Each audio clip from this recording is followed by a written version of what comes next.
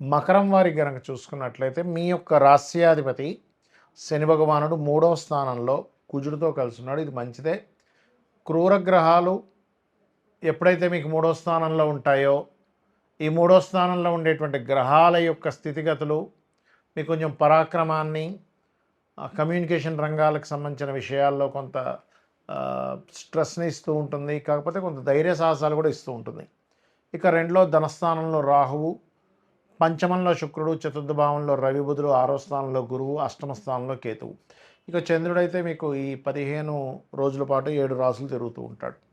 మరి ఈ యొక్క గ్రహస్థితిని అనుసరించి మీకు ఎలా ఉండబోతుంది, ఏ దేవతారాధన చేయాలి, ఎటువంటి విషయాల పట్ల మీరు జాగ్రత్తగా ఉండాలి అనేటువంటి అంశాలు చెప్తుంది నేనైనప్పటికీ చెప్పిస్తుంది సాక్షాత్ లలిత అమ్మవారిగా భావిస్తూ, ఆ లలితాంబిక అమ్మవారి యొక్క అనుగ్రహం మీకు పరిపూర్ణంగా కలగాలని మనస్ఫూర్తిగా కోరుకుంటూ, ఇక్కడ మీరు గుర్తుపెట్టుకోండి, ఈ యొక్క శనికుజును 3లో ఉండడం అనేటువంటిది ధైర్యాన్ని, సాహసాన్ని, అందులో ముఖ్యంగా స్పోర్ట్స్ రంగాల్లో ఉండేటువంటి వారికి, క్రీడా రంగాల్లో ఉద్యోగం చేసేవారికి కానీ, క్రీడా సంబంధించిన వాటిలో ఉండేటువంటి వారికి కానీ చాలా బాగుంది.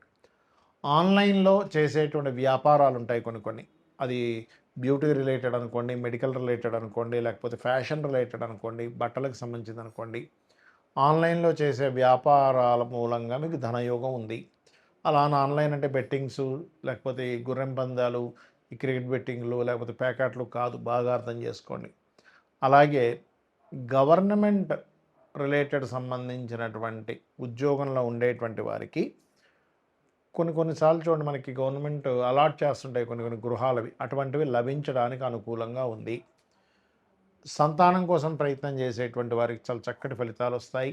మరియు ఈవెంట్ మేనేజ్మెంట్స్, క్రియేటివ్, సినిమా ఫీల్డ్లో ఉండేటువంటి వారికి కొత్త అవకాశాలు రానున్నాయి. తద్వారా ధనయోగం కూడా ఉంది. పంచమ స్థానంలో పంచమాధిపతి అయినటువంటి శుక్రుడు ఉన్నందుకు స్త్రీ సంతానం కోసం ప్రయత్నం చేసేటువంటి వారికి చక్కటి అనుకూలత వాతావరణం ఉంది. కాకపోతే గురువు 6వ స్థానంలో ఉన్నాడు కాబట్టి గురువుతో తెలియని ఎడబాటు, గురువు నుంచి కొంచెం దూరంగా ఉండడం, గురువు యొక్క ఇది అతని ఆరోగ్య విషయంలో కొంత జాగ్రత్తగా ఉండడం, అనవసరమైన శత్రుత్వాలు గురువులతో వస్తుంటాయి కాబట్టి కాస్త జాగ్రత్తగా ఉండండి. ఇక మీరు నిత్యము చేయవలసిన దేవతారాధన కూడా పంచమ స్థానంలో శుక్రుడు ఉన్నాడు కాబట్టి అమ్మవారికి సంబంధించిన మూల మంత్రం ఏదైనా గురువుల దగ్గర స్వీకరించి మీరు కనుక చేసినట్లయితే అద్భుతమైనటువంటి ఫలితాలు వస్తాయి. మరియు తాతగారు ఆస్తి విషయంలో తొందరపాటు నిర్ణయాలు, మంగళ ఆదివారాలు ఎటువంటి తొందరపాటు నిర్ణయాలు తీసుకోకండి. ఉద్యోగరీత్యా ఉన్న ప్రదేశం కాకుండా వేరే ప్రాంతాలకు వెళ్ళి, అందులో ముఖ్యంగా టీచింగ్, బ్యాంకింగ్ సెక్టార్స్లో కనుక కన్సల్టెన్సీ ద్వారా ఉద్యోగం కోసం ప్రయత్నం చేసినట్లయితే ఖచ్చితంగా బాగుంటుంది. ఇక మీరు నిత్యము చేయవలసిన అమ్మవారి యొక్క ఆరాధన చేయండి.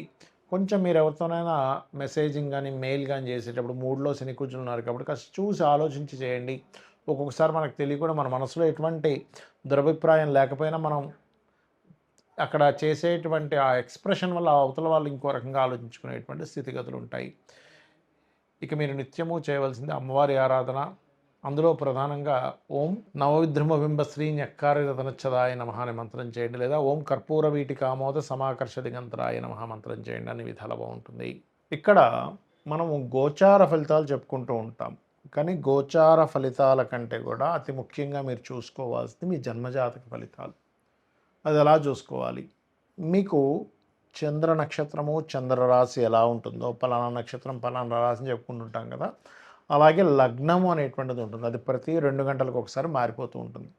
మీరు ప్రధానంగా ఏ లగ్నంలో జన్మించారో చూసుకోవాలి. ఎందుకంటే మీరు జీవితంలో ఎదగాలి, సుఖపడాలి, మంచి రూపురేఖలు ఉండాలి, లేకపోతే మీరు శారీరక శ్రమ పడుతున్న శ్రమకి మీకు ఫలితం రావాలంటే లగ్నం బాగుండాలి. అన్నిటికంటే ముఖ్యంగా లగ్నం గుర్తుపెట్టుకోండి. లగ్నం బలహీనంగా ఉందా, బలంగా ఉందా? బలహీనంగా ఉంటే అది ఏ లగ్నం అయింది, 12 లగ్నాల్లో ఏ లగ్నం అయింది, మేషం నుంచి మీనం వరకు, ఆ లగ్నాధిపతి ఎవరైతే అయ్యారో, ఎందుకంటే మేషము వృశ్చికానికైతే కుజుడు అవుతాడు, వృషభ తులకైతే శుక్రుడు అవుతాడు, మిథున కన్యకైతే బుధుడు అవుతాడు, కర్కాటకానికి చంద్రుడు అవుతాడు, సింహానికి రవి అవుతాడు, మరియు అదేవిధంగా ధన మీనాలకి గురువు అవుతాడు, మకర కుంభాలకి శని భగవానుడు అవుతాడు. కాబట్టి ఈ లగ్నాధిపతి ఎవరో తెలుసుకొని మీరు ఎదగలేకపోతున్నారన్నప్పుడు ఆ గ్రహం దగ్గర దీపారాధన చేయండి. ఖచ్చితంగా మీ లైఫ్లో ఎదుగుదల అనేటువంటిది వస్తుంది. శారీరక శ్రమ, మీరు శ్రమ పడుతున్నందుకు దానికి ఫలితం వస్తుంది.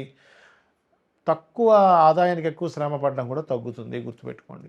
కొంతమంది చూడండి గొడ్లా కష్టపడుతుంటారు కానీ ఫలితం రాదు. ఇది లగ్నం. మరి ధనపరమైనటువంటి విషయాల్లో చాలా ఇబ్బంది పడుతున్నామండి అన్నప్పుడు జాతకం లేదు, ఓం సంపత్కరి సమారూఢ సింధుర వ్రజ సేవితాయ నమః మంత్రం చేసుకుంటే ఖచ్చితంగా గ్రోత్ ఉంటుంది. అంటే మీ యొక్క ఆలోచన విధానంలో నేను ఎలా కష్టపడుతున్నాను, నేను ఏ మార్గంలోకి వెళ్తే బాగుంటుందని అమ్మవారిని ఆశ్రయించినప్పుడు మీకు ధనయోగం అనేటువంటిది కలుగుతుంది. దాంతోపాటు మీ ధనాధిపతి ఎలా ఉన్నాడో చూడాలి. ధనాధిపతి మీకు వ్యాపారంలో ధనయోగం ఇస్తున్నాడా, ఉద్యోగంలో ధనయోగం ఇస్తున్నాడా, ఆ ఉద్యోగంలో ఉన్న స్టేట్లో ఉంటే ఇస్తున్నాడా, వేరే ప్రాంతాలకు వెళ్ళాలా, వేరే ఊరు వెళ్ళాలా, వేరే దేశానికి వెళ్ళాలా అనేటువంటిది ఉంటుంది.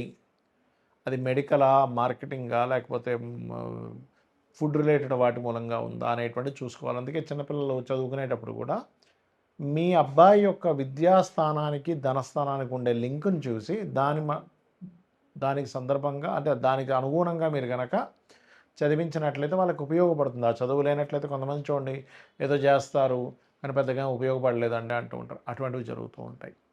అదే రకంగా అన్నదమ్ములతో వచ్చే ఇబ్బందులు 3వ స్థానంలోని విద్య ఎందుకు అవ్వట్లేదు, చాలామంది చూడండి పిల్లలకి లక్షలు పెట్టి స్కూల్లో జాయిన్ చేయించిన చదవలేకపోతుంటాడు. ఎందుకంటే చతుర్థ భావం పాడవుతుంది. ఆ చతుర్థాధిపతి ఎవరు, చతుర్థ స్థానంలో ఉండే గ్రహం ఏమిటి, చతుర్థాధిపతి ఏ గ్రహాలతో సంబంధం కలిగి ఉన్నాడు, దానికి సంబంధించినటువంటి గ్రహారాధన చేయడము, పిల్లలకి హైగ్రీవ స్తోత్రం నేర్పించడము. లలితా సహస్రనామాల్లో అయితే మీరు శుద్ధ విద్యాంకురాకార ద్విజపంక్తి ద్వయోజ్వలాయ నమః అనే మంత్రం చేయించడం మంచిది. ఇక సంతానం కలిగినప్పటి నుంచి కొంతమందికి బాగుంటుంది, సంతానం వల్ల కొంతమంది ఇబ్బంది పడుతూ ఉంటారు. పంచమ స్థానం రుణ రోగ శత్రువులు. ఇవాళ రేపు అందరూ ఇబ్బంది పడేది దేని గురించి అంటే రుణము, రోగము, శత్రువులు. ఇది పూర్వజన్మ కర్మ వల్ల వస్తూ ఉంటుంది. కాబట్టి ఈ పూర్వజన్మ కర్మకారకుడు ఎవరైతే ఉన్నారో, రుణరోగ శత్రుకారకులు ఎవరైతే ఉన్నారో, ఇది 6వ భావం బట్టి ఉంటుంది. కాబట్టి 6వ స్థానంలో ఉండే గ్రహాలకు మీరు దానం ఇచ్చుకున్నట్లయితే మీ రుణాలు తగ్గడం. ముఖ్యంగా ఓం అపర్ణాయే నమః అనే మంత్రం చేయండి. 100% మీకు రుణం అనేటువంటిది తగ్గి తీరుతుంది. ఇక వివాహం, ఇవాళ రేపు వివాహం అవ్వట్లేదు ఏంటోనండి, మా అబ్బాయికి 30 వచ్చేసాయి, 35 వచ్చేసాయి, మా అమ్మాయికి 40 వచ్చేస్తున్నాయి, వివాహం అవ్వట్లేదని బాధపడుతూ ఉంటారు. ఇక్కడ ఒకటే, మీకు గ్రహము అనుకూలించినప్పుడు మీరు వివాహం కోసం ఆలోచించరు. ఒక్కోసారి ఎలా అంటే 25 ఏళ్ళు 22 ఏళ్ళ వయసులో ఒక్కోసారి అనుకూలిస్తుంది గ్రహం. ప్రతి జీవుడికి కూడా 3 నుంచి 5 సార్లు వివాహ బలం వస్తుంది. అది మన జన్మజాతకంలో సప్తమాధిపతి ఎక్కడున్నాడు, సప్తమ శుక్రుడు ఎలా ఉన్నాడు, సప్తమం మీద శుభగ్రహ అనుకూలత వస్తుందా, సప్తమంని యాక్టివ్ చేసేటువంటి మహాదశలు అంతర్దశలు వస్తున్నాయా లేవా, ఇవి చూసుకొని మీరు వివాహం కోసం ఆ పర్టికులర్ సమయంలో కనుక ప్రయత్నం చేస్తే ఖచ్చితంగా ఉంటుంది. ఎలా అంటే చిన్న ఎగ్జాంపుల్ చెప్తాను చూడండి. మీరు సినిమాకి వెళ్దాం అనుకున్నారు, మార్నింగ్ షోనా, మ్యాట్నీనా, ఫస్ట్ షోనా, సెకండ్ షోనా, 4 షోలు ఉంటాయి. అలా కాకుండా నేను అక్కడ 2 గంటలప్పుడు సినిమాకి వెళ్దాం అనుకుంటున్నానండి, నేను థియేటర్కి వెళ్తే ఎవరు తెలుస్తారు, మూసుంటుంది. అలాగే మీరు ఏదైనా ఒక వస్తువు కొనాలన్నా పలానా సమయం, పలానా మార్కెట్, పలానా ప్రదేశం. సూర్యోదయం కూడా రాత్రి ఎప్పుడో 9 గంటల నుంచి మీరు తలుపులు తీస్తూ చూస్తే ఏంటి సూర్యోదయం అవ్వలేదని బాధపడడంలో ఎలా అర్థం లేదో, మీ యొక్క జన్మజాతకంలో మీకు ఒక ధనయోగం కానివ్వండి, ఒక విదేశీ యోగం కానివ్వండి, ముఖ్యంగా వివాహం గురించి మనం మాట్లాడుకుంటున్నాం కాబట్టి ఈ సమయంలో వివాహ యోగం ఉంది, ఇలాంటి పర్సన్తో ఉంది, ఇలాంటి లవ్ మ్యారేజ్ ఉందా, అరేంజ్డ్ మ్యారేజ్ ఉందా, లేకపోతే విదేశాలకు వెళ్ళి ఉద్యోగం అక్కడ ఉండేటువంటి అమ్మాయితో వివాహం అవుతుంది అనేటువంటిది మీ జాతకంలో ఉంటుంది. ఏ సమయంలో అవుతుంది అనేది ఆ 3 నుంచి 5 సార్లు సమయాల్లో మీరు సరైన సమయాన్ని ఎంచుకొని అక్కడ కొంచెం గట్టిగా ప్రయత్నం చేసినట్లయితే మీకు వివాహం ఖచ్చితంగా అయి తీరుతుంది. కొంతమంది ఎక్కడో 1% ఆఫ్ జాతకాల్లో అసలు వివాహం ఉండదు, అది వేరే కేసెస్. అయితే వివాహం అవ్వాలి అంటే ఓం కామేశబద్ధ మాంగళ్య సూత్ర శోభిత కందరాయే నమః అనే మంత్రం చేసుకుంటే ఖచ్చితంగా మీకు వివాహ యోగం అనేటువంటిది అమ్మవారు కలిగించి తీరుతుంది. మరి కొంతమందికి వివాహం అయిన తర్వాత ఇబ్బందులు ఉంటాయి. అలాంటప్పుడు ఓం శివకామేశ్వరాంకస్త శివ స్వాధీన వల్లభాయ నమః చేసుకోండి. అదేవిధంగా విదేశీ యోగాలు 12వ స్థానం బాగుండాలి, వ్యాపారంలో బాగా లాభాలు రావాలి, లాభస్థానం బాగుండాలి, ఉద్యోగం బాగుండాలి, దశమస్థానం బాగుండాలి. ఈ రకంగా మీ యొక్క జాతక చక్రాన్ని మీకు మీరుగానే ఆ భావాధిపతి ఎలా ఉన్నాడో చూసుకోండి. పాపగ్రహంతో ఉందా, శుభగ్రహంతో ఉందా అని చూసుకొని మీకు మీరుగా చేసుకోవచ్చు. శ్రీమాత్రే నమః.